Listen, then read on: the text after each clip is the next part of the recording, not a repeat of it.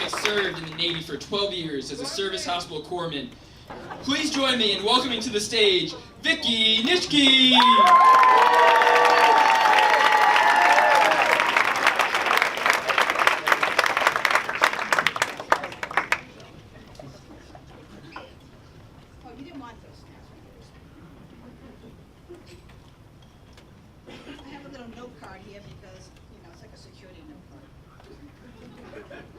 So, good evening, everyone. How's everybody doing? I know sound like you're having a really great time out there, and I'm so happy to see such a great turnout for a great cause. And I just want to take one little short minute to thank my friend Jim O'Farrell out there, because he got me hooked up with this group. Because I said to him, I said, I've been really wanting to take improv classes, and he says, Vickie, I know a guy. So I'm like, well, this is great. So I just wanted to do that one little shout out. See, he can't. No one can see him, so they don't know he's actually blushing because he's in.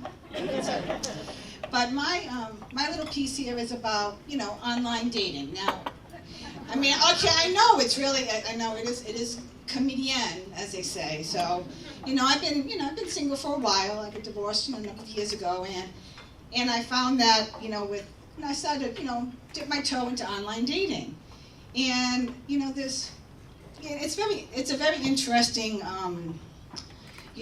as they say, you gotta drain that swamp, and, I'm ready to drain the swamp, but it's kind of interesting because I've tried a couple of different sites and stuff like that, and I kind of categorize my interactions with, like three different bunches. There's the people, you meet some nice people, but you have no connection, no harm, no foul. You meet some nice people, you go out on a few dates, and then you realize, no connection. Okay, you just move on, you don't take it personal, you don't egg their house or anything. And then there's the last category. It's the run-of-the-mill stalkers, okay? They blow out your phone, they blow out your messages, and then all of a sudden you receive an email that has an attachment that says, save the date. And you're like, what's this about? And it's actually save the date to your own engagement party at that abandoned warehouse down in the southeast that only you are invited to. So it can be kind of, it's an interesting group. I moved here to DC in 2000, and then I learned that whenever anyone says the word interesting, it's never really meant as interesting. It's usually has a negative connotation. So, I'm a woman of a certain age. I'm over the age of consent, 12. And, I'll throw it out there. I'm 56, and,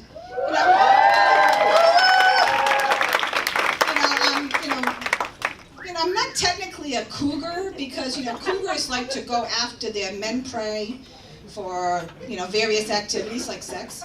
And so I consider myself more of a meerkat. A little head like pops up, and we're really into community. We're really for the whole group, and plus we always find mates who can, that they also want to take care of the children.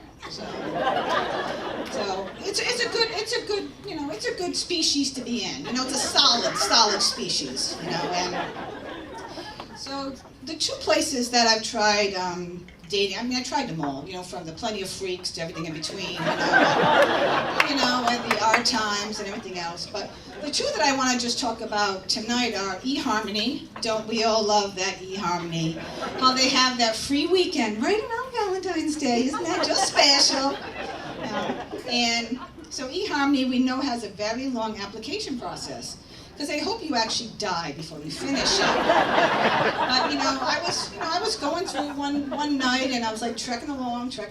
Yes, I'm not a pedophile. No, I'm not this. Yes, I brush my teeth. And then I realized after I sobered up the next morning, with the sun glaring through my eyes, that I'm like, damn, I haven't done any part of this application.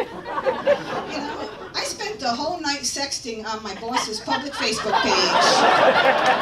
That's right. I even had some videos. I was high class. I was just so high class. So I'm like, well, that might not go over too well on Monday, but hey, it might go over really well. Depends on the mood. So, and with eHarmony, they're very holier than thou. At least that's how I feel they are. You might all love them, that's okay. But they're rather particular. They don't want you showing any.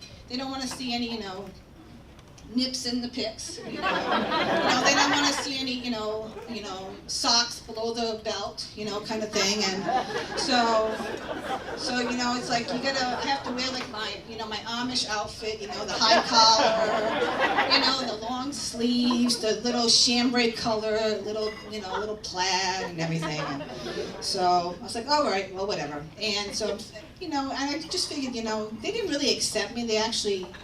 They threw me back because they knew I was just too high caliber for the people on their site. I was too stinking good for them. So they thought they wanted to spare me any sadness. They just, I was that fish they threw back. So thank God not into the swamp. And so with our time, they're a little bit of a different thing. They say that for people over the age of 50, there are people there who lie about their age. I know, can you believe it? They actually lie about their age. And these folks, they want to see nips in the pics, and they want to see some skin. And if you can really show some cleavage, you actually get bumped higher on the chat list. So it's all good, it's all good. But I've had mixed results. Let's just put it that way. Definitely mixed results. So I'm kind of taking a different stance now with all this online dating stuff, and I hope you don't mind I'm looking at my notes.